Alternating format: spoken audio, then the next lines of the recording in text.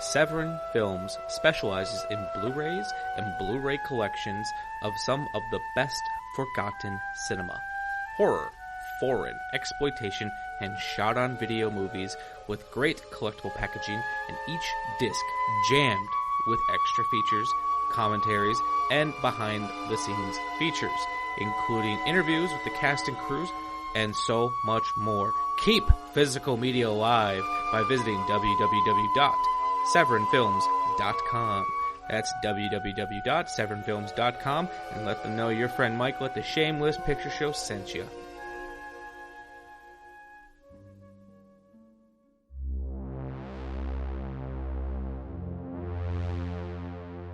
Warning! This movie podcast actually discusses movies. Be aware that it may discuss any of the following elements: endings, surprise twists, unexpected cameos, and all manner of spoilers. If this doesn't appeal to you, then why listen to a movie podcast? Without further ado, please enjoy our feature presentation, The Shameless Picture Show.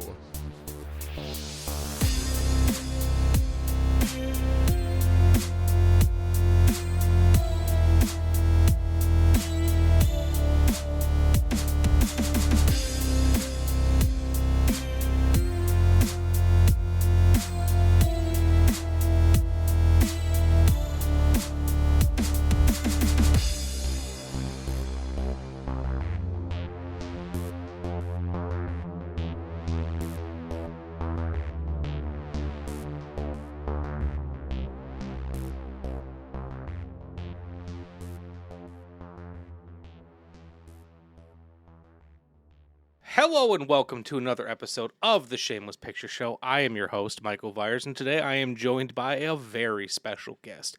I am being joined by Derek Pfister, who is an award-winning cinematographer and editor based in Milwaukee, Wisconsin, with over 20 years of experience in commercial, documentary, and narrative filmmaking. Founder of Chair on Stair Films and creator of The Next Frame, his work has been showcased across the Midwest and internationally, including the 2024 Cannes Film Festival with his film Reasonable Doubt. He's passionate about visual storytelling, and he brings purpose and heart to every project he works on. Derek, how are you doing today? I am doing great. It's a pleasure to be part of the show. Yeah, you've been on my list of people that I've wanted to have on this show for a while, but I feel like you know more than anyone. When you're trying to schedule things like that, you have your list of people, and then I feel like butterfly brain takes over and just like you start jumping off to all these different directions, and you sometimes forget about your original list. Yes. It's like you're so focused on one, trying to make it happen, and you realize, oh wait, there's a whole bunch of other people I got to get in touch with and schedule this stuff out, make it happen. So absolutely, I know the feeling. Yeah, and then sometimes you're trying to schedule things out, and you're like, oh, these 4 schedules all aligned perfectly, and this one that is a little bit more difficult hasn't, and then you just it like snowballs. Absolutely. Yeah. It's kind of all over the place, but it's like all the hard work, headache, it's all totally worth it. I'm telling everybody out there, it's work. I mean, it wouldn't be, I mean, if it was easy, everybody would be doing it. So Absolutely. And I've been sitting here while I was waiting for you to log on. I'm trying to remember, where did we meet? Do you have any idea? I feel like I've known you for a while. We've only like talked to each other in person a handful of times, but I feel like we've been in each other's proximity for quite a while, and I have no idea how that happened. I want to say somehow mutual friends, Facebook ad, and I'll get to that a little bit later, because it's something that I've noticed a lot with, probably within the past month, and it's crazy, but you and I have been friends on Facebook, Instagram, stuff like that for, I would say, well over 5 years, maybe 5 to 4 years, I would say. That sounds about right. And I think it was just mutual connections, and I think we have a very important mutual connection, which is Stephen A. Revo. Yeah, my cousin, who I feel like before we became quote unquote friends, I saw that my cousin was doing things with like 48-hour film festivals and such. And then when we became friends, I started seeing that you were doing stuff. And then like when I think I saw a picture of you two together, and it kind of broke my brain a little bit. It was like, wait a second, what? Especially because like I haven't really talked to my cousin very much, so I Mhm. didn't realize how deep he was into writing and how deep he was into film and filmmaking. So it just kind of like short circuited me for a little bit because I was like, how is Mhm. this thing that is so important that I'm so passionate about? How is someone in my family who I was very close to for a very long time also doing this thing and I didn't know about it? It's crazy because Steven and I, we've known each other since I want to say 2013, so going all the way back to 2013, and that was when my team and we were just doing our second 48-hour film project here in Milwaukee, Mm, and my good friend Brendan Adams, my best friend, he's like a brother to me, who I run share on Stair Films with. He's like, hey, I got this friend of mine from high school that I know, and he's a really big writer, and he would love this opportunity to write a film, try it out, and see how it goes. And here we are in 2025, and we're still friends, and he's the writer of all of our films. So it's crazy. It's worked out very well all these years. And Steven loves writing, and it really shows once the film's put together. So it's been a pleasure to have him as our lead writer all these years. and that's an important thing to mention too, the fact that he loves writing, because anyone out there who is listening who is a filmmaker, film adjacent, involved in the world of film will know that there are two jobs that are often just delegated to someone, because it's usually the job that a lot of people are not willingly volunteering for. One of them is writing. It's like, who can put a sentence together the best? Okay, you're the writer now. Because I feel like most people usually write as a means to an end. And the other job is editing. Those are the two jobs that I feel like if you can meet a dedicated writer or a dedicated editor who's like, I love doing this, you scoop them up. Oh yeah, absolutely. Take advantage of the situation, get to meet them, network, and see if it's a collaboration that you want to happen. But yeah, I'd like editors, writers, people who want to be like grips on set, sound. It's like one of those type of jobs where it's like, does anybody really want to do that type of stuff? And they're like, yeah, Mm, there's a lot of dedicated people. They're kind of the grunt jobs, but they're very important jobs that help tell the story. So they're all very important. They're like the unseen heroes of film and yeah. television. So yeah, it's one of those things where I give a lot of credit to anybody who does that, especially music composers too, Oh, leading into yeah. that type of job. It's just like to be able to write music and be able to put that together. That's a whole another universe that I have no idea even where to start. So yeah, I give so much credit to everybody who does those type of roles. I have been really thankful that in the time that I've been making film, I've met some very dedicated, very talented composers who have always kind of brought an extra life to whatever I'm making. But like I said, I speak for myself in the like I actually do like editing. Like that's a job. If I could find a day job doing it, I'd probably be okay with it. It's better than answering phones, anyways. Um, but like writing has always been one of those things that, not to toot my own horn, but I am quite good at it. Um, but I've never been able to get past the hurdle of feeling like a chore. Mhm. Because there are times where like I get really excited to do it, and then I actually have to do it. Yeah. Uh, and once I f- Oh, and once I force myself to get through it and get through that initial oomph, I'm usually really proud of the results that I've got. But yeah, the fact that my cousin Steven legitimately loves to write, that's awesome, and I'm glad for him. oh yeah, 100%. Yeah. Like I can 100% relate, especially right now with getting through that hurdle, especially when it comes to editing. Like editing, I do it every day at work. It's kind of my full-time thing. I did it before that too when I was in the news industry. I would edit the morning news every single day in the Mm, middle of the night. So, and aside from that, with Chair on Stair Films, I'm doing a majority of the editing for Chair on Stair for all of our projects. So I do that, I would say 80% of the time, and then the other 20% is filming. hmm. So it's one of those things where when I get to film something, I feel great. I'm out and about. I'm moving my legs. Yeah. I'm I'm moving around, I'm lifting things instead of just sitting at the editing chair the entire time. But yeah, it's definitely a hurdle. Once you finish filming a project, if you're the editor for that same project, it's just like, all right, now I got to get through the next big step, which is piecing this puzzle together. And it's going to take a very long time, more so, way more than the actual filming itself. So Oh yeah. it's just about getting your feet wet a little bit into that job, whatever it is, and then it's cruising after that. And then, like you said, you really feel proud of the end results. At least Hmm. I hope you do, especially with people who put that much time into it. Oh And yeah, yeah. I'm I'm doing a project right now where, as I'm continually looking at the same shot over and over and over again, it's like, I don't know about this. Not sure if I'm liking it. But once I finish piecing it together, export it, watch it, I'm like, okay, I really like this.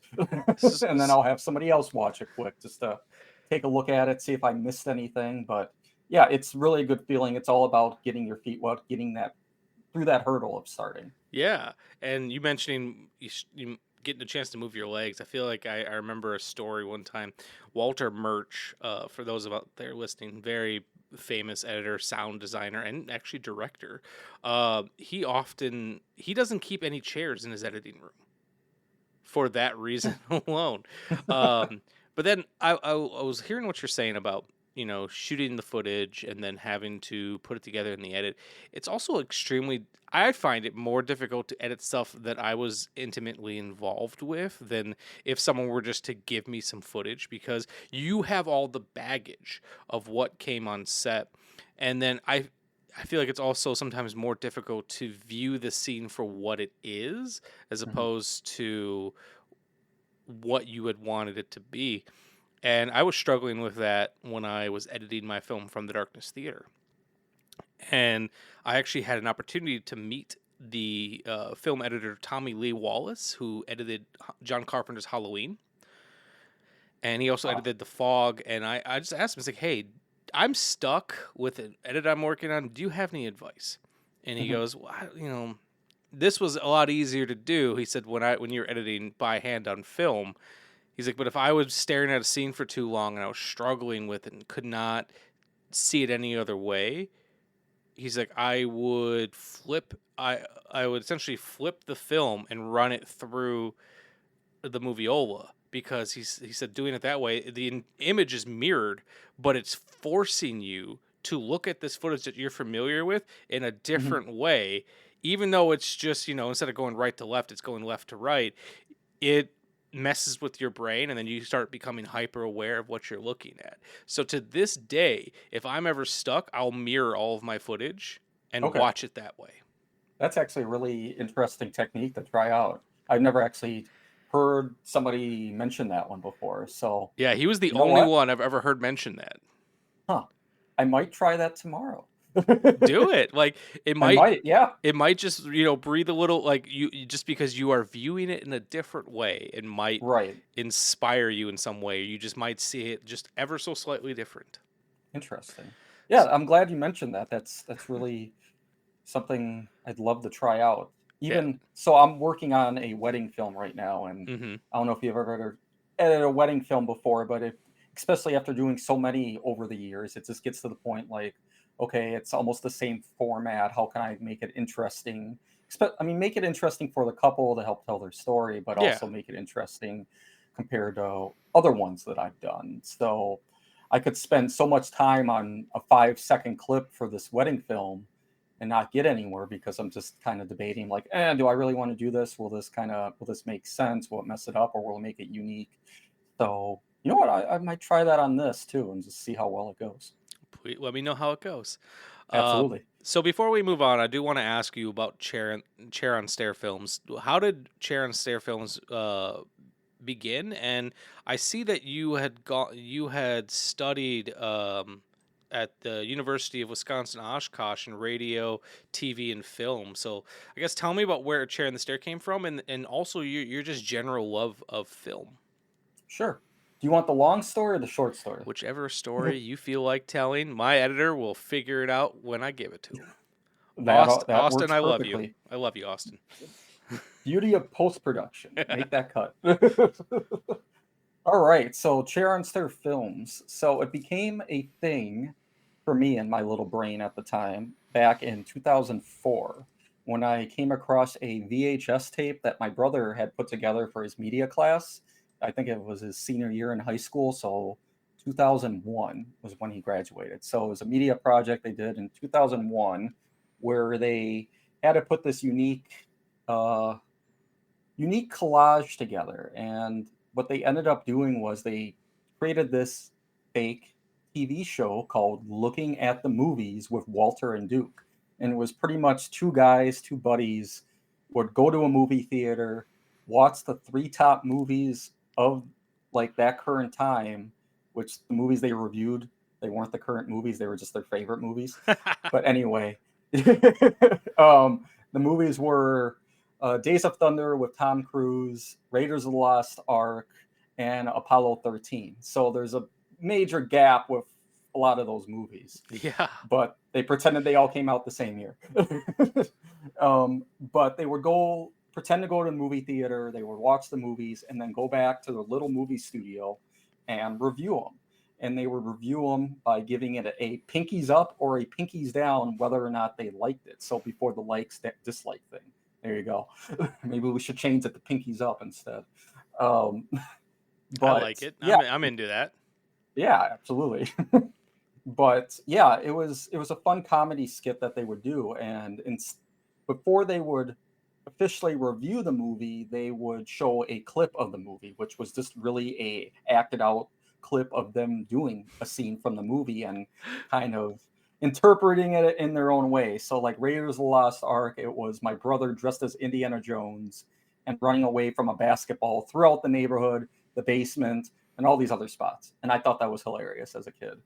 And Apollo 13 was a little rocket and there was a string attached to it. And just before it was going to lift off, they pulled the string and the rocket would dunk, hit the ground and go away. And they would say, Miss Houston, we have a problem. And then for, let's see, Days of Thunder, Tom Cruise dies.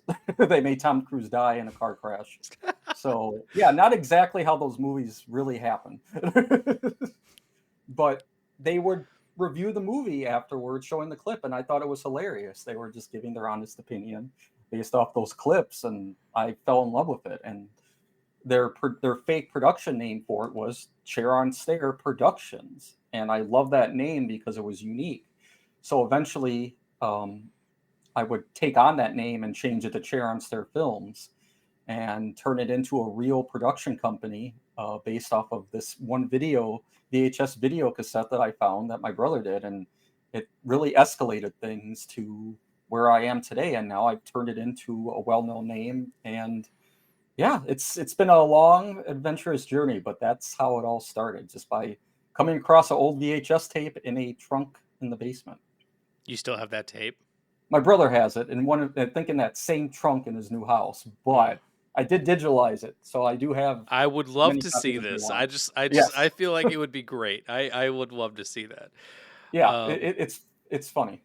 and then, so before we move on to the film, so Chair and Stair obviously does a lot of different things. You've made Mhm. films, you've done, like obviously you said wedding films, but then I feel like one of the things that you're really getting known for is the next frame. Yeah, So tell me a little bit about the next frame and how that came to be. absolutely. So the next frame came into motion in 2021 after I was a guest on another buddy's podcast, just kind of talking about the news industry and kind of what I go do day in and day out in the editing room. So, and then I kind of just talked about my experience in news. I talked a little bit about film. And then after I was done, I'm like, well, that was really fun. That was the first time I was a guest. And the next day, I was taking a shower. So you get ideas in kind of the Mm-hmm. craziest spots. So I was taking a shower and I was just kind of thinking about it. And I thought about all the cool people that got me to where I am today and how much they've inspired me and taught me pretty much everything I know about film and production. And I'm like, wouldn't it be cool if I could expose them like their talent and showcase what we can do here in the Midwest instead of always focusing on going to the coast? to Mm-hmm. work in the film industry, because there's so much happening here in the Midwest, so much talent. There's just nobody really knows about it. And I've worked with all these people over the years, and you're one of them. And it's just crazy to for a lot of other states to not realize how much stuff is happening here in the Midwest, how much creativity is here, and we're Mm-hmm. just the industry is just not grasping that. And it just kind of escalated from there. I took a chance, did a couple episodes, and people loved them, and it just kind of escalated. And it's pretty much we're telling the person's story from beginning to end, how they got interested into whatever um, career aspect that they're in. So whether you're a filmmaker, painter, sculptor, composer, whatever, we want to expose your talent. But we pretty much tell their story from how they became a creative to where they are today with all the hurdles and things they went to know and get the craft the skills that they have. So and then they become like mini documentaries, and they really have inspired people to the point where it's like, hey, I would love to reach out to this person after watching their episode. I learned their story. Wouldn't it be cool to network with them and have them part of my group or something, or work on a project? So, and it's just that is what makes me keep doing this with my buddy Brendan Adams. Like, he's been with me since the start, and he also agrees that, like, hey, this is cool. A lot of the gigs and a lot of the projects that we've been part of over the past 4 years are because of doing the next frame, because we're just building this network, building the Midwest network, showcasing what we can do. And that's why I love about it. And yeah, I'm excited to see where it goes. Season 3 is complete, and you're one of the guests on the I next frame. So that's I exciting. am. I am. I've gotten a chance to see that episode, and like 'cause I have a hard time watching things that I'm involved with. Um, but I didn't have that problem with yours. Well, that's good to hear. And yeah, like I said, it's you did a. I was there. I was involved with it. I was sitting there answering your questions, and we're all goofing off and having a good time. And then I watched the final piece, and I was like, "Oh shit!" Like this feels so much more professional than it did when we were shooting it, because like we were just all having a good time drinking coffee, Right. talking about movies, and there's cameras there obviously, and it felt really loosey goosey and fun. And then I Mhm. watched it and I'm like, oh wow, this is everything that happened that day, but just presented in such a really professional, thought-provoking way. Mhm. And honestly, you have made the most comprehensive mini doc about my life that's ever been made. Well, that's awesome. I'm glad you enjoyed it. I'm glad we had a great time putting it together earlier this year, like right at the beginning of the It's like year. it was in January, yeah. Yeah. Um, and so the season 3 is on its way. But definitely go back and check out seasons 1 and 2. Like I see you had West Tank on there. That was one of the first episodes Yes. I watched. You have Terry King, and I've Hmm. only met him one time, but he's a great guy.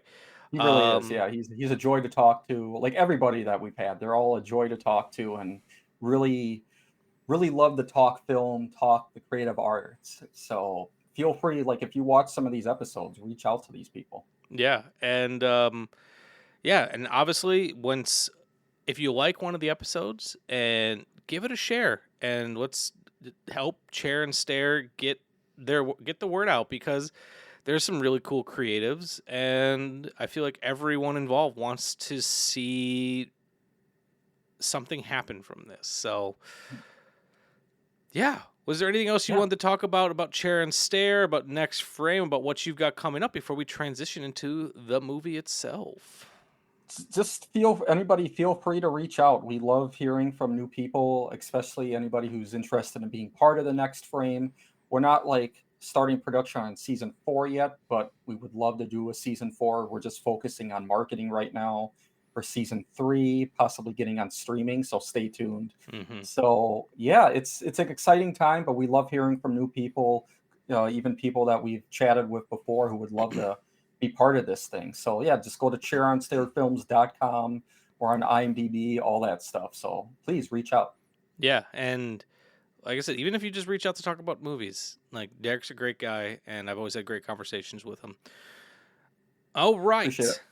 So let me introduce the movie, and then we can talk about how this episode kind of came together. So on today's episode of the Shameless Picture Show, we are crossing something off of both of our shame lists. So much so, I don't think either of us knew this movie was even on our shame lists, because it's kind of obscure little movie. Today we are talking about Bobby Deerfield. Formula One auto racer Bobby Deerfield is calculating, control-obsessed loner who has become used to winning the checkered flag on the track. But when he witnesses a fiery crash that kills a teammate and suddenly wounds a competitor, he becomes unsettled by the specter of death. During a visit to the survivor, Deerfield's world is further turned askew when he meets Lillian Morelli, a quirky, impulsive woman driving against time. So Bobby Deerfield is a movie that is directed by filmmaker Sidney Pollack. If that name is not instantly familiar to some of you out there, he shot movies such as Out of Africa, They Shoot Horses, Don't They?, Tootsie, Jeremiah Johnson, The Yakuza, and The Firm. As well, he also made the movie I actually quite like with Barbra Streisand and Robert Redford, The Way We Were. He's an Academy Award-winning filmmaker, and he made this movie back in 1977 based on the book Heaven Has No Favorites by Eric Maria Remarque. The movie is actually shot by Henri Decay, who was the cinematographer behind The 400 Blows and a couple other really influential French films. And it stars Al Pacino, Marthe Keller, Annie Dupre, Walter McGinn, and Romello Valli. From 1977, this is Bobby Deerfield. The Godfather, Serpico, Dog Day Afternoon. Now, Bobby Deerfield. I just want to be with somebody. That's all.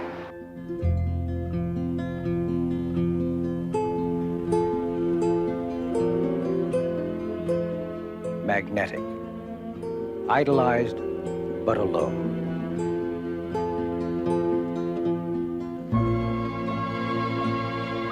Moving in his own world, motivated by disaster, courted by death and women.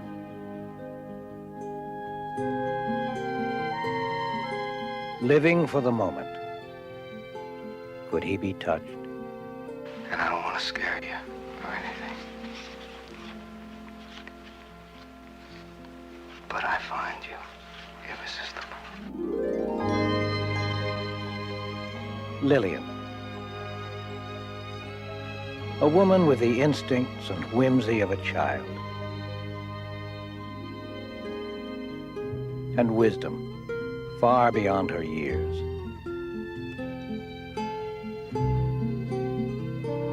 Beautiful, mysterious, elusive. To write me notes, take a chance, everything's sweetened by a risk. Risk! Could she be caught?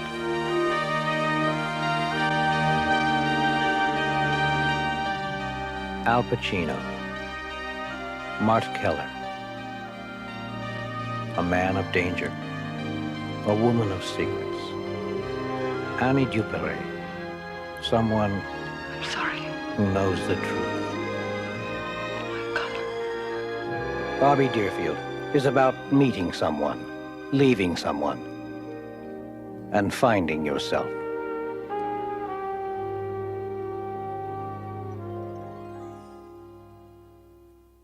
So normally when I do these intros, I would have done a little bit more research, given some historical context, but there's not a whole lot of information about this. I feel like it's a kind of a minor film in Sidney Pollack's career and Al Pacino's, but this episode came to be because I was doing a contest last year where I got an extra copy of this from my good friends over at Mill Creek Entertainment. It was a double feature disc that also came with the Burt Lancaster movie Castle Keep. And you won the copy of it. I did, that's for sure. So we met up, got some coffee, and just shot the shit for a while. And I came up with the idea that, pick one of the movies from here that you want to discuss, and we'll do an episode on it. And here we are. So what made you choose? Normally, here's where we talk about our history with it. We don't have much history with it. So what made you choose Bobby Deerfield over Castle Key? Formula One, the fact that it had a race car on the front, because I am a race fan. So I'm just like, you know what? I've never heard of this film. I just saw F1. Here's another racing film from the 70s. Let's take a look at it. Yeah, and this was the one I was hoping you were gonna pick, because while I'm not a car guy necessarily, I don't know much about cars. I love racing movies. Mm-hmm. I told that to my wife last night, who I don't think she's ever known that, but I love movies about racing, and I love movies of car chases. So like I'm a car guy in the cinematic sense, but if you start talking to me about engines and how things work, I don't fucking know. But I would 100% agree. I grew up around racing cars and all that stuff, especially because my dad, my brother, and my uncle, they're all big racing car people, stuff like that. I grew up around it, but I never was obsessed with it like they are. But I had a love for it because it brought our family together. It was just fun to watch when I was a kid growing up, and I still have an interest today. Not a heavy interest, but like you said, there's something about race films that really draws me in. Will I learn something? Will I learn a lot about racing from it? Maybe not, but I'll have some terminology maybe coming out of it, and the characters and stuff like that. But I'm not going to be able, like you said, talk about engines or how do you take the tranny out, stuff like that. I'm like, I don't know. yeah, I feel like racing works on film the same reason something like baseball works on film is I feel like you get a lot of the romanticism behind it when you see it through that lens. Because, I've watched NASCAR races with my dad. My dad's from the South. He used to race cars, like never professionally. It was more so who can drive fastest on this gravel road type of racing. But like, I would occasionally watch NASCAR with him, and it's probably because of the way that NASCAR is presented, but it was just so terribly boring to me. But I watch a movie about NASCAR or Formula One or something like that, and I'm riveted. Like last year, I think it was last year. Whatever year the Michael Mann movie Ferrari came out, that was one of my favorite movies of that year. I want to say 2 years ago. Was it 2 years ago? I think it was. Yeah, that sounds about right. And I feel like Ford v Ferrari came out shortly before it or after. Yeah, that was 2019 when Ford versus Ferrari came so out. a little bit before it, and like I loved both of those movies. I don't know anything about these people, but I was riveted by it. Right. Yeah, the characters, especially in Ford versus Ferrari, it had a star-studded cast. But aside from that, it was the characters they played, and I didn't even know what the 24 Hours of Le Mans was. No. I'm like, what is this? I'm like, oh, it's the biggest race in the world, and they just go straight for 24 hours in this crazy track, not just a single circular track. It's like all over the place, day through night. So, and that just really intrigued me. So I just like, I love the way they shot it. I love the storytelling around it, and just what the race was. So I loved it. Yeah. So because of all that, this was, like I said, secretly the movie that I was hoping you were going to choose.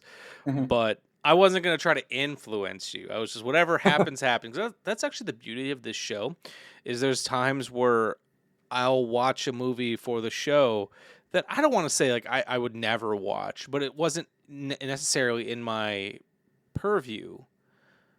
And this is a perfect example of that. So Bobby Deerfield is an interesting movie because I feel like both of us went in expecting something a little bit more race heavy than it was. Yes, absolutely. So realistically, this movie's more of a love story than anything else. Like really is. Racing plays such a small detail in this. It's his job. and that's about it. Yeah, it starts out with, like, I'm not going to give total spoilers, but it starts out with like Oh, we him could on the spoil stuff. We track. could spoil stuff in this. Yeah. Like, yeah, it starts out with him on the track, and it ends up becoming like, I think it was like a nightmare for him with what happened. Like he Mhm. was like couldn't figure out how to, was it to start the race car? I believe so, yeah. Yeah, he was like, oh, I don't know how to start it or the button or stuff like that, and then he Yeah, and then wakes up. he wakes up and like I was like instantly already like, okay, I'm intrigued. Show me Yeah. more. And then I believe we start getting a little view into his life. Hmm. Um and pretty quickly on, I want to say it was like 7 minutes. It was 7 minutes because I remember checking the time because this movie killed someone off in the first 7 minutes of the movie. We Yes. got the first, I don't think it was official, maybe it was an official race, but one of Bobby Deerfield's companions in racing, something happens with his car that causes it to explode, and it takes him Hmm. out completely, and doesn't kill one of the other competitors, but severely injures him. Hmm. And then this kind of shakes Bobby up a little bit. He doesn't really show it much, though, but he becomes understandably incredibly concerned about his car because he's driving the exact same car Right. as his race mate that died. And I really thought this was going to be a bigger part of the movie. Yeah, it sets it up like that. Like it really Yeah. does. Like, okay, it's going to be about him battling the fact that he needs. It's kind of like in Days of Thunder when Tom Cruise got in that accident that he Mm-hmm. went to the hospital for, and he's trying to really try to fight being in the car again. Like he had a hard time racing, wrapping his mind around like his buddy getting in the crash, whether that could happen to him. He could get severely injured and never race again, and he's just Yeah. afraid to do it. And that's kind of what's going on with Bobby in this. Like he just wants to get that error fixed so he can just race again like normal. Yeah, and especially because they're not able to figure it out. Like I do love the obsession side of this movie where he'll be, out with Lillian or visiting his friend, and he'll get like something stuck in his brain that he has to Hmm. like have them investigate. He'll call them up randomly and be like, "Well, pull this part out and let's take a look at it and see what does it." And I was almost expecting it to play out similar to the Michael Mann Ferrari because I feel like that Hmm. was a plot throughout that film is why did our racer crash? What is Hmm. unsafe about our vehicle? How do we fix that? And then dealing with like the death of it all. But if anything, like that car crashing is a very ham-fisted inciting incident to get him to, I believe it's Germany, to go Right. visit his I keep wanting to say friend, but I guess they're all kind of friendly. He's a competitor, but they seem to know each other. Hmm. And but realistically, Bobby doesn't go to, like, he does care to some extent, but he realistically wants to see if he can get any additional information as to what happened there on the track. He really needs to find out so he can get rid of that thought out of his mind, and it's just like it's really eating away at him. Yeah. And like I was where I thought this movie was going to go is I thought, because at the beginning of the movie, he has his eye on the prize, trying to figure out what happened to this car but then he meets the character of Lillian, Hmm. played by Marthe Keller. And as the movie, it's a really interesting progression, I guess is the right word I want to say, of Yeah. watching Bobby Deerfield come out of his shell as the movie Right. goes on because he's very guarded and jaded, and to the point where I kept wondering, it's like, what is she seeing him? Because he is dull as fuck. He's very like straight faced, very quiet. He won't say anything unless you speak to him. Yeah. He's just like, otherwise he'd just be quiet on that table by the musician show. Yeah. He wouldn't have spoke to anybody. No, she pretty much kept pulling it out of him. And I thought, so as the movie goes on, he starts opening up more and showing more personality. Because at the beginning of the movie, I kept thinking, it's like, man, this guy's dull and he's kind of a jerk. But as the movie went on, and I believe this would probably be the intent, like I started to like him more as he started coming out of his shell. And I really thought what was going to end up happening was that he was going to get distracted and he was going to end up dying in the race because he wasn't paying attention anymore. Right. And he does end up crashing, but he walks out just fine. The car was on fire, but Yeah. he got out of it. And I actually thought he was going to get so injured he would be in the hospital at that point, but that didn't happen at all. Yeah, that's what I was thinking as well. So, like I said, this movie has got an interesting structure in that it is a romance movie, which I'm not opposed to in any way, shape, or form, but I feel like we both went in expecting something a little more race heavy. Yep. And so because of that, I'm still kind of juggling my feelings on it. Like what were your ultimate feelings on the movie? Ooh, so kind of like you said, it went in a whole different direction after the crash. He's seeing his like his companion or race friend at the hospital, and then Lillian kind of just randomly takes his butter. Yeah, she just kept stealing his food. I was like, you just took the man's butter. What is this? But I mean, it's a good conversation starter, I guess, and it literally started the conversation. So, and she spent half of that scene talking to him with her back to him.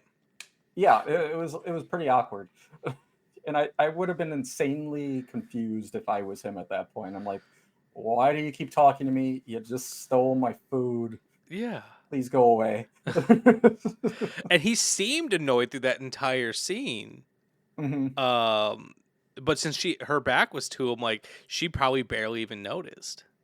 Probably, yeah. And it's kind of like right off the bat, like if you notice, like she talks really fast. She changes subjects insanely fast.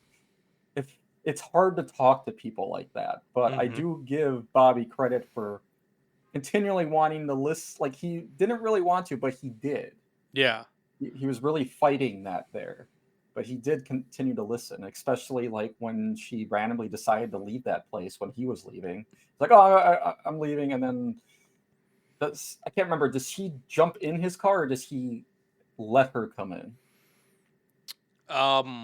When he's leaving the hospital. I feel like she jumped in, but I just watched it last night and I already cannot remember. I feel like he's like, okay, come in. Like he didn't want to get in trouble because like you can't just leave. And she's like, oh yeah, I can. Yeah, and she does. Yeah, and he almost like protects her, or in his mind, because he offers to take her with him. Right. And because she's also being coy and lying. Because they have that whole exchange at I think it was at the Magician, where he was like, "Are you sick?" And she said, "Do I look sick?" And so she's not even necessarily being honest about herself, but she's very interested in him and is asking him like a million questions. Right. And I think he even says too, it's like you're very hard to get to know because you're asking these very random questions that don't have any connective tissue with each other. Right. But she also doesn't want to offer anything up. Like I think about that scene which is bookended beautifully with a scene later on when she's telling the story about her past and she's telling him a big lie. But she meets this guy who's also picnicking, who's just like eating sausage or whatever. And the entire time, Bobby's like, who's the guy with the sausage? And she is just ignoring the question altogether. Right. She has no interest. She's very affable, but it doesn't seem like she has any interest in letting him in. And that's probably because she knows she's on borrowed time. Yeah. I think we didn't really truly understand it at that point, but I feel like the reason she asks so many questions is, like you said, she's on borrowed time. She's trying to get in as much as she can before things digress pretty bad. And at that point, she was still able to move around, stuff like that. Mm-hmm. But I feel like she was trying to learn as much as she could at that point, go crazy as much as she could at that point, meaning just go out and about, do whatever she can. Mm-hmm. She just got really intrigued by Bobby being a race car driver. She didn't really necessarily care about racing, but it's like, maybe there's something about this guy that maybe I can get things out of him and really crack the egg to, get him truly out there. And eventually I feel like she did do that. I will say though, while they were driving back after leaving the hospital, it was a night scene. All of a sudden they were on a train, right? The car was on a train. Yes, which, by the way, I didn't know that was a thing, that you could just haul your Yeah. car on a train. Yeah, I thought that was just like, where did that come from? Yeah. Like, he's not driving. But then she still kept asking like a million things. And then once they were on the train, I feel like, I don't know if she was really scared, but she kept yelling. And at that point, I really disliked her character. And I felt like he could have threw her out of the car. Like, I don't want to deal with you anymore. You're annoying me. And then that, I mean, and that was also an interesting scene too, because they are stuck with each other, because, they're both on that train car thing together. yeah. They can't get away from each other, but something about her appeals to Pacino's character, Right. because when he gets back home and he's doing his like watch ads and commercials and stuff, the woman which I've still not been able to figure out their exact relationship, Annie Dupre's character, she plays Lydia. I can't Right. tell if she's an assistant, that they're just fooling around, if they're together, but because like I feel like Bobby has a conversation with her about someone that she's potentially seen, but then she gets really weird about him seeing someone. So like Yeah. they sleep together, but she also seems to be like almost like a manager or an assistant. I can't figure out what their relationship is. I feel like she was a manager on the race team with him, and they probably been sleeping together for a little while. Nothing was like, oh, we're like a strong couple or anything. I think they were just more or less having fun together. Mm-hmm. They saw each other a lot. There was some attraction there, but he wasn't being serious about anything, and I think she wasn't truly either. Mm-hmm. Maybe she had some feelings, but I don't necessarily think he did. You kind of see that later on, but yeah, it wasn't really clear, but that's kind of what I got out of it. Yeah, but there was still something weirdly appealing about this movie, and I don't know if it's just like the vibes of it, because like any scene that Pacino's in, he just looks cool as hell doing whatever. I really like the way this movie's shot, especially those train sequences. The way they intercut clips from the actual 1976 Formula One season is really interesting. I guess what I was hoping for is I wish it would have been weighted a little bit different. I wish there would have still been some of those race elements brought in, so it felt more like a Ferrari or something like that, where the two stories are being told simultaneously instead of being bookended by it. Yeah.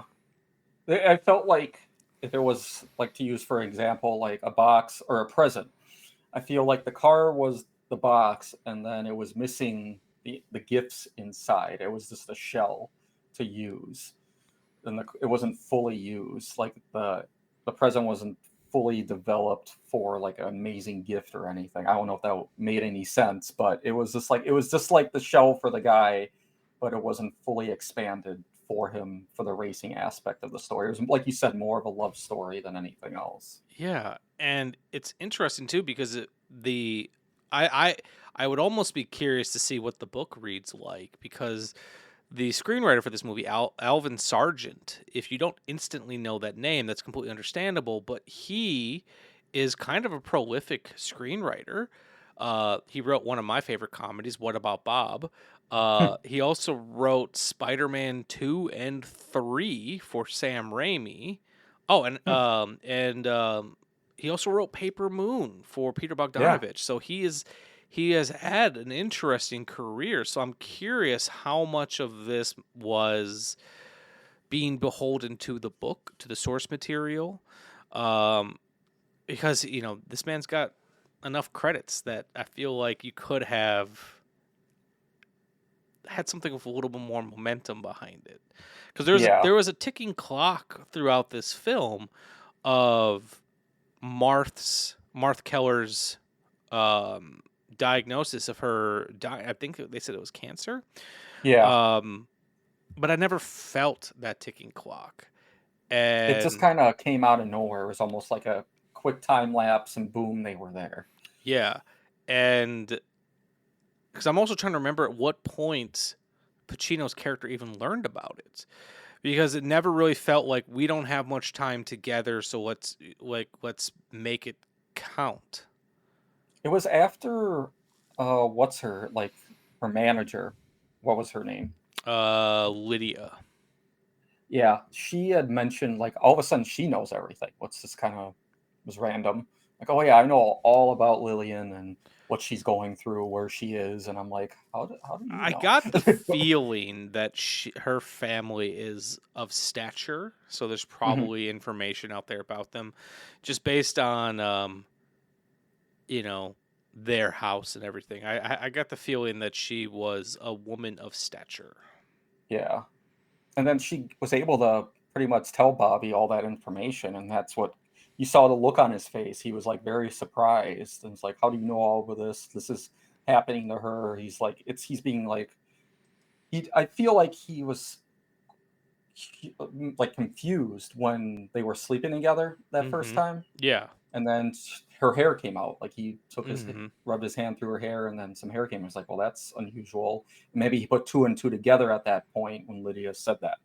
Yeah, and then their relationship was interesting because Bobby is almost unaffected by the diagnosis. Hmm. He's treating and he's probably doing that for her benefit. That nothing changes with him, but then her personality changes as the movie goes on, as the weight of the situation really drives. I don't want to say drives, but comes to a head. Yeah. Yeah, like I said, it's an interesting movie. I just wish it was a more fun movie. It was very slow, I feel, to the point. Like especially the second half, it was pretty slow. And then for some time I was literally saying, is it almost over yet? I feel really bad saying that, but I'm like, they could move this a little bit quicker, especially with showing her diagnosis a little bit more, stuff like that.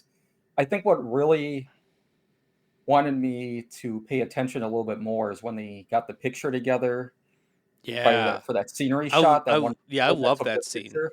Yeah. Yeah, like that picture is gonna come into play somehow, Hmm. like towards the end here, and Yeah. that made me want to stay tuned through the rest even more than I did before. Instead of just saying I want this over, I'm like, okay, now they added something I'm interested in. Let's see how this plays out. And then they got to where she was in the hospital bed. They don't show her dying or anything, but Hmm. they show his face, and then it goes to him, I think, driving. So you know it was over at that point. Yeah.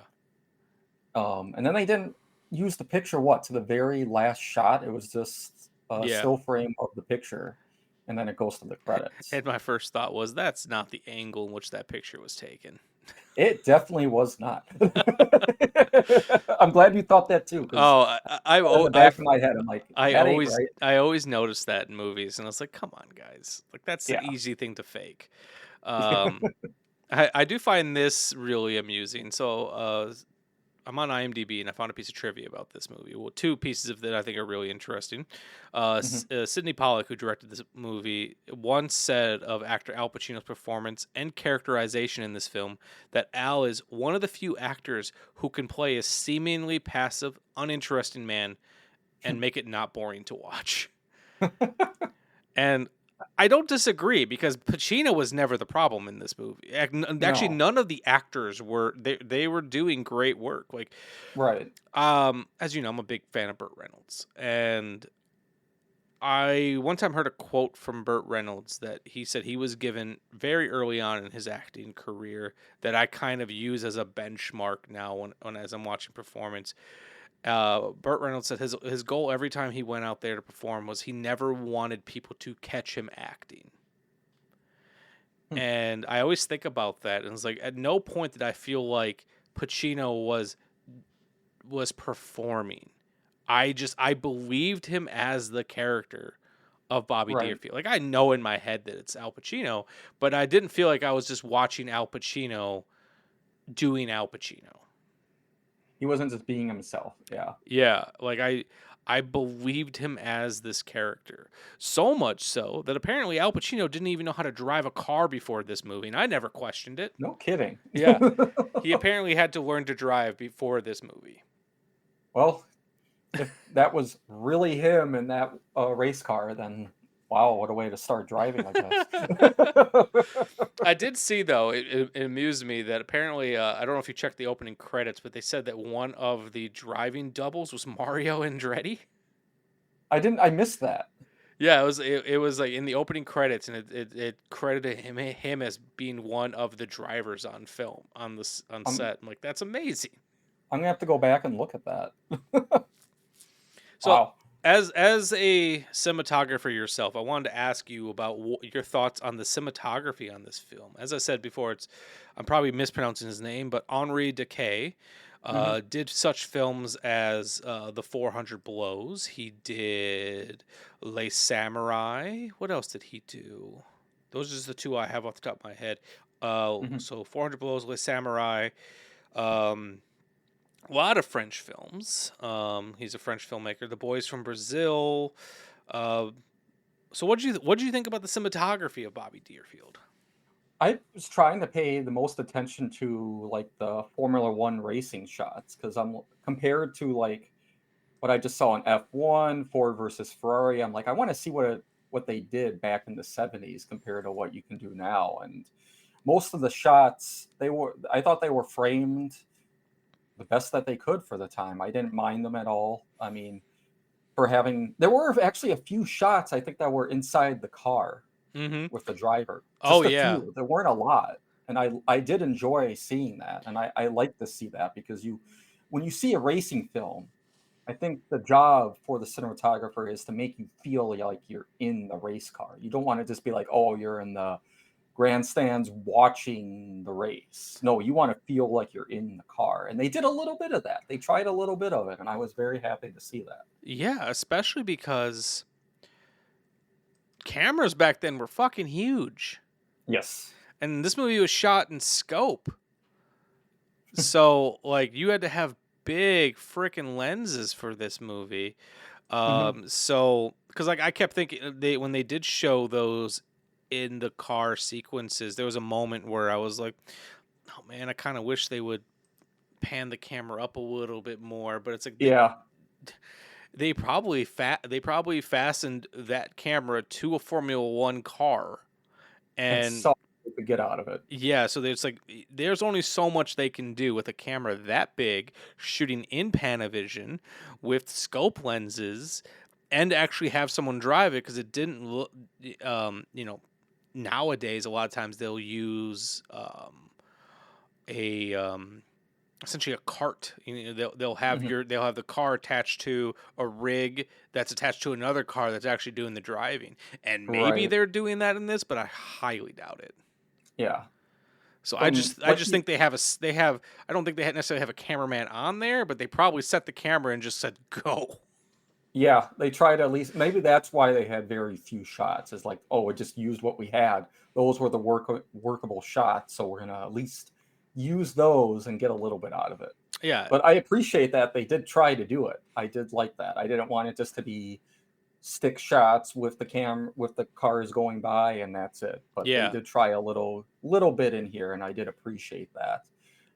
Overall, I did enjoy the cinematography as well, especially the landscape shots. There was a lot of beautiful landscape shots as the two of them were driving through the roads Oh, and that. I always love to see that yeah. deep depth of field and all that type of stuff. So I also appreciated that. They have that, and they have that.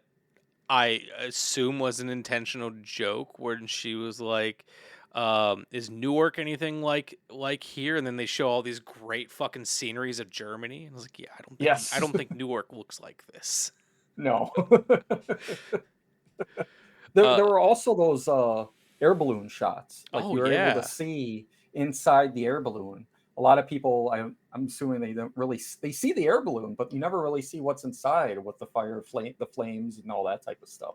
So I really love that too. oh yeah, That whole scene though, yeah, and she just leaves and then goes on the air balloon, and he's like, "What?" like they're having like a conversation or more like an argument, and then and so they kind of have the time trial of the balloons leaving because it's a regatta, so I think they're racing each other. I don't really know how a balloon race works, but Right. so at a certain point, she's just gonna fly away. She's going somewhere, that's for sure. What a dramatic exit from a fight! Like, sorry, my hot air balloon is leaving, I must leave. and then floats off. And then the scene I really liked, said was on one of their dates when they're on the rowboat together, and he tells the story about his past and then reveals that he's lying, and it's almost like the lying becomes a moment of like affection between them. Yeah.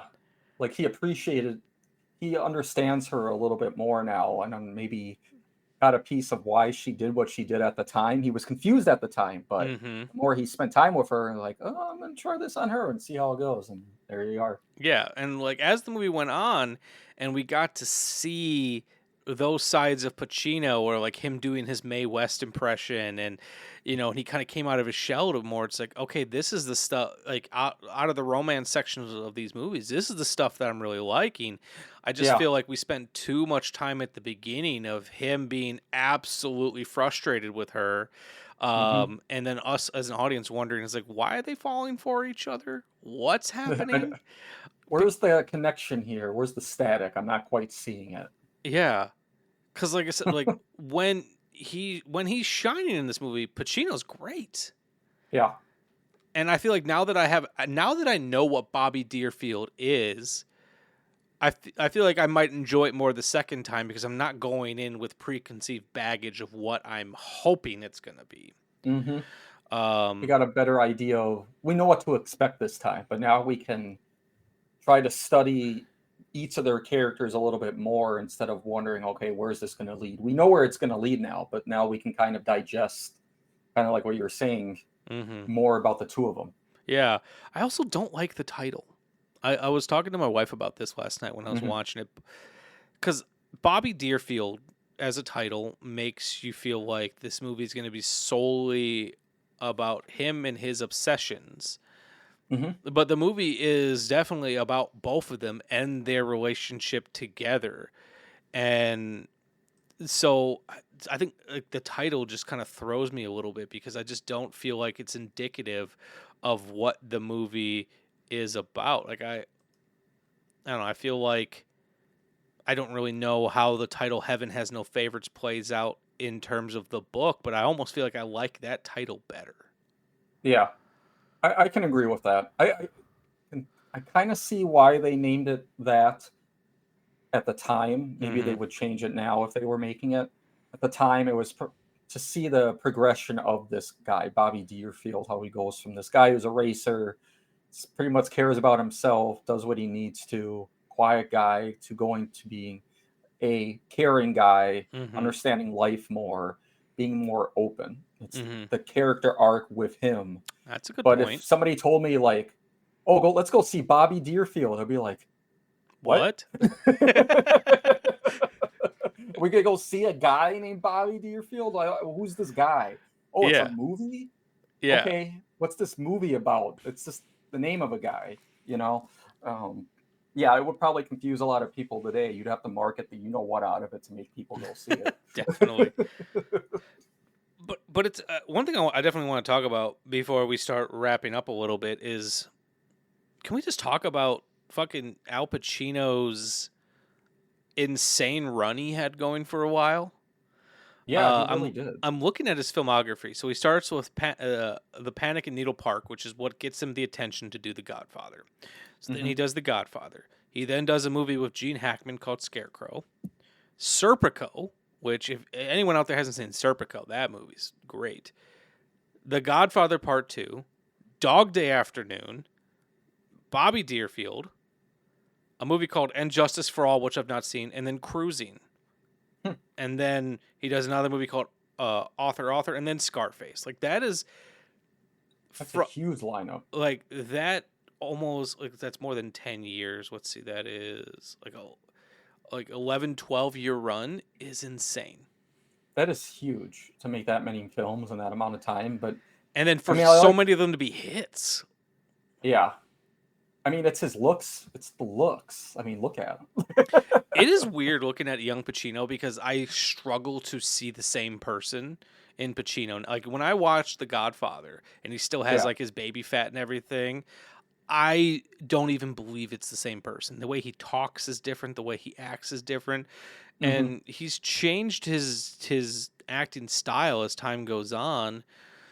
But like you watch Heat and then watch Bobby Deerfield, how is that the same person? Yeah.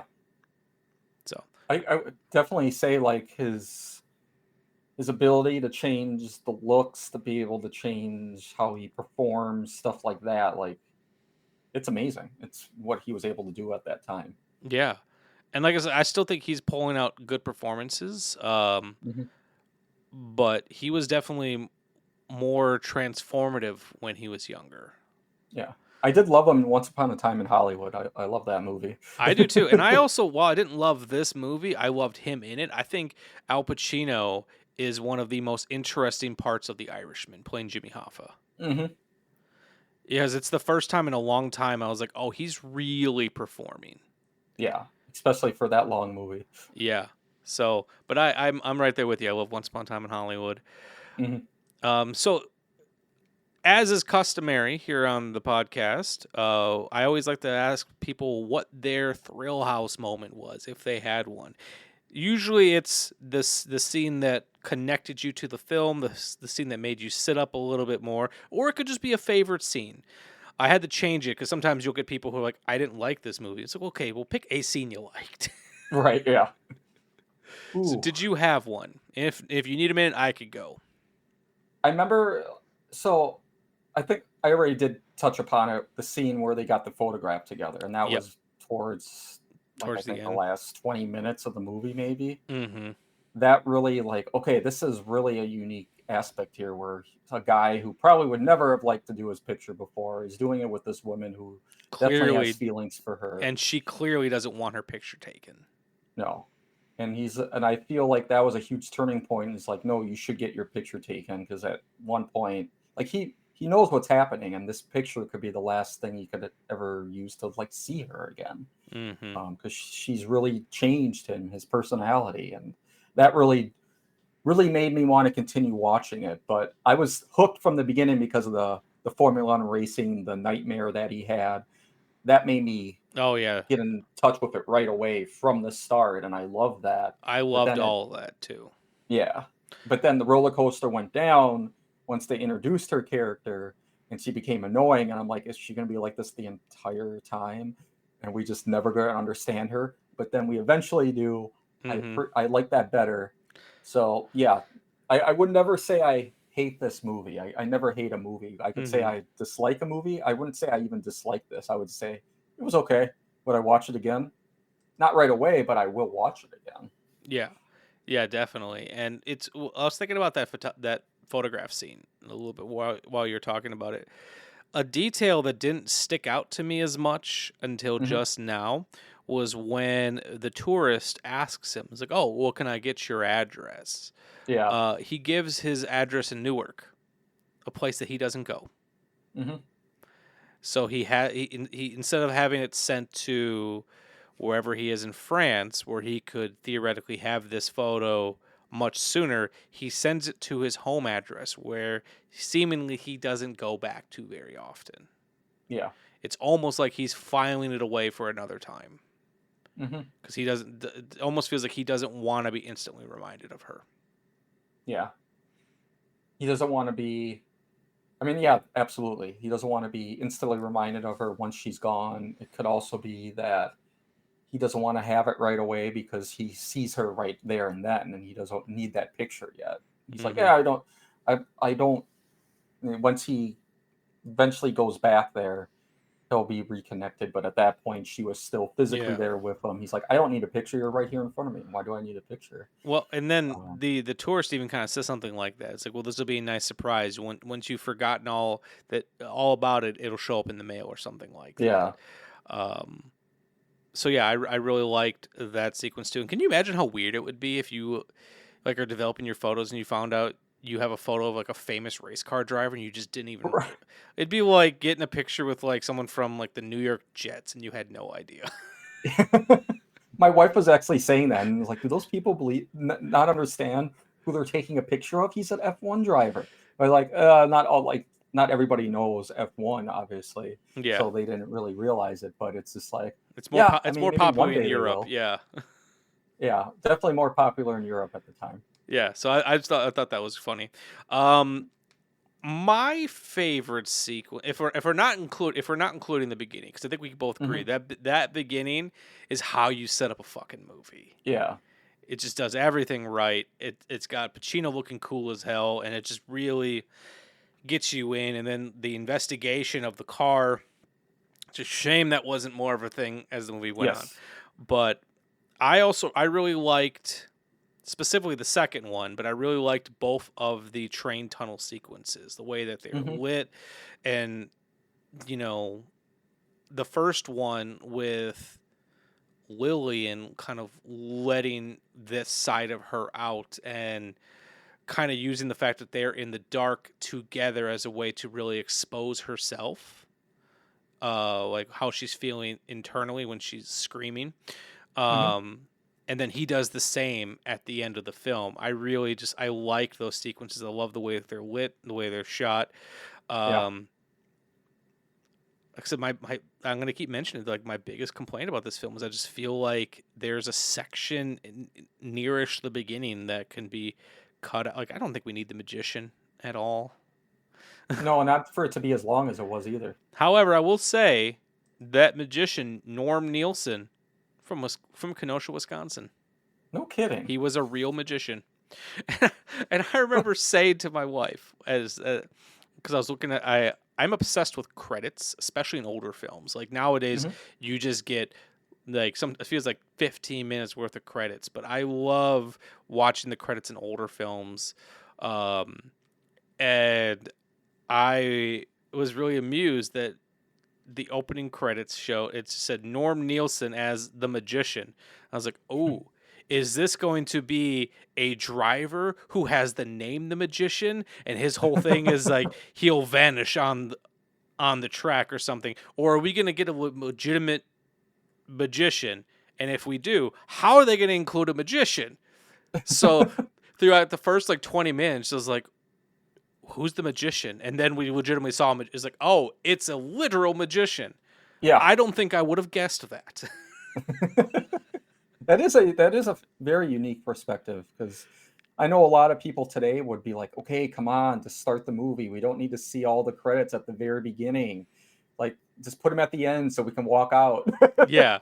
To start the movie right away. But there is that appreciation, like you just said, to showcase like the roles of people and kind of intrigue you a little bit more. Like the magician, I don't remember reading anything about a magician. Okay.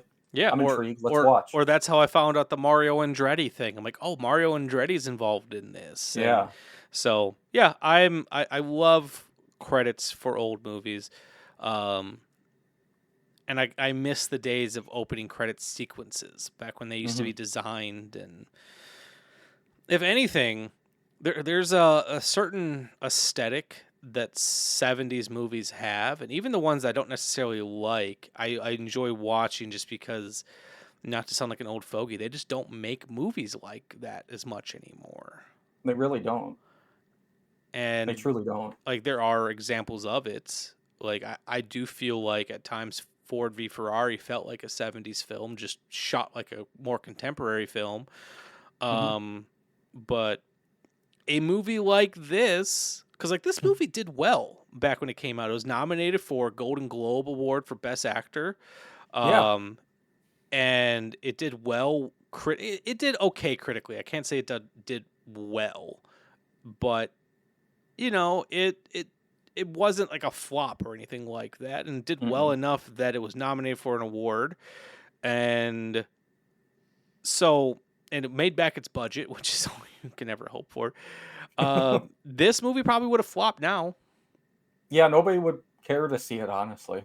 Yeah, They like were like, this isn't a superhero movie. This isn't a action-packed film like F1 is or yeah, Ford versus Ferrari is. There's not like a lot of intense racing scenes in this thing, but yeah, it's like it wasn't, I think at the time, focused on the racing like we discussed. It was more or less focused on the character arc of Bobby. So it's like that's what they were focused more on. They were just using the racing as like what his profession is and what he's fighting around, but hmm it wasn't the key focus like all the other films. yeah. So I don't know. I find the movie fascinating. Like I said, I can't say I necessarily liked it, but I do find it weirdly fascinating. All Mhm. right. Before we wrap up, was there anything else you wanted to say about Bobby Deerfield, whether that be the cast, the writer, cinematographer, music, anything? Going back to my old looking at the movies days, I will give it a pinky, not all the way up, but a pinky like in the middle section area. All Hope right. some people watching this and listening to this appreciate that. If we're doing a pinky rating, which I assume is pinky up, pinky down, or pinky in the middle, Yeah. I will also give it a pinky in the middle. All right. All right. So where can the people find you out there, Derek? You can look me up on IMDb. The best place to find everything Chair on Stair Films for the next frame, our projects, or just get in contact for yeah, if you have a project that needs to be put together, a wedding, commercial, any of that, go to chaironstairfilms.com, chaironstairfilms.com, and reach out to us. And when is the next season of The Next Frame going to be dropping? Are you able to say yet? I cannot truly say, but right now with the distributor, I have to make some slight changes and then I can resubmit and then hopefully all is good and it will be up. If not, I will release each episode online through our website, YouTube, stuff like that individually every other week if that ends up becoming it. But ultimately, we would love to get this on streaming to a wide audience for people to watch on platforms other than YouTube. But stay tuned to all of our social media, Instagram, Facebook, LinkedIn, all that stuff, because we will be posting our updates on there regarding The Next Frame Season 3. All right. And at this point, everyone should know where to find me. You can find me on Instagram at Michael_Vyers. I'm on TikTok at Shameless Picture Show, where I talk about aspect ratios more than anyone else probably should be. And you can find me on Letterboxd at Vyers102008. And make sure you keep checking out the show, the Shameless Picture Show. If this is your first time listening, go back and check out the back catalog. I've been doing this for 9 years. I guarantee there's a movie I've discussed that you might want to hear me talk about. And then also, just because I always forget to shout him out, I want to give a huge shout out to our editor, Austin Proctor. Make sure you check out his podcast, Frightmares. It's probably my favorite horror podcast currently on, not just because I'm occasionally a guest, but because Austin puts a lot of work and effort into it, and we really appreciate that. So make sure you come back next time. Shame time, shame place, Shameless Picture Show.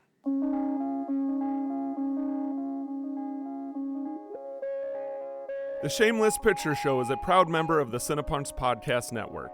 The show is recorded in Milwaukee, Wisconsin, and is hosted and produced by Michael Vyers. The show is created by Michael Vyers and Nick Richards. The Shameless Picture Show is edited by Austin Proctor of the Frightmares podcast. Amanda Vyers is the show's graphic designer and a big help behind the scenes. Our theme music was composed by Austin Proctor with narration by Nick Richards. The end credit music you're currently enjoying was generously provided to us by the band 10 Speed. And an extra special thank you to all our Patreon supporters and to our generous sponsors. You can find us on Apple Podcasts, Spotify, Amazon Music, Audible, iHeartRadio, and directly at Cinepunch.com.